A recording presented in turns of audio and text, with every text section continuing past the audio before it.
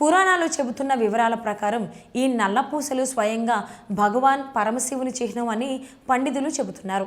భర్త భార్య బంధం పవిత్రంగా స్థిరంగా ఉండేందుకు ఈ పూసలు రక్షణ కవచంలా పనిచేస్తాయని పండితులు అంటున్నారు. వివాహిత స్త్రీ మెడలో ఉన్న నల్లపూసలతో కూడిన మంగళసూత్రం ఉన్నప్పుడు ఆమెపై శివపార్వతుల కటాక్షం ఉంటుందని నమ్మకం. ఆశ్చర్యం ఏమిటంటే హిందూ సంప్రదాయంలో వివాహిత మహిళలు సాధారణంగా నలుపు రంగు దుస్తులు లేదా ఆభరణాలు ధరించరాదు అని చెప్పిన మంగళసూత్రంలోని నల్లపూసలు మాత్రం శుభప్రదమైనవిగా పరిగణించబడతాయి. ఎందుకంటే అవి దుష్ట దృష్టి చెడు శక్తుల నుండి కాపాడే శక్తిని కలిగి ఉన్నాయని విశ్వాసం. పెళ్ళైన జంటల వైవాహిక జీవితాన్ని ఎవ్వరూ చెడు కన్నుతో చూడకూడదని మన పెద్దలు భావించారు. అందుకే మంగళసూత్రంలో నల్లపూసలు ఉండాలని ఆచారం ఏర్పడింది. ఇవి ఒక రహస్యమైన ఎనర్జీని ప్రసరింపజేస్తాయనే నమ్మకం ఉంది.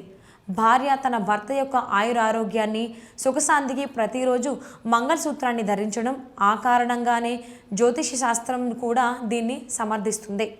నల్లపూసలు రాహు మరియు శని గ్రహాల ప్రతికూల ప్రభావాలను తగ్గిస్తాయని చెబుతోంది. రాహు దోషం, శని దృష్టి వంటి వాటి నుండి జంటలను కాపాడతాయి. అందుకే మంగళసూత్రం ధరిస్తే భార్యకు మానసిక ప్రశాంతత, భర్తకు రక్షణ, కుటుంబానికి శుభ సమృద్ధి లభిస్తుందని జ్యోతిష్కులు చెబుతున్నారు.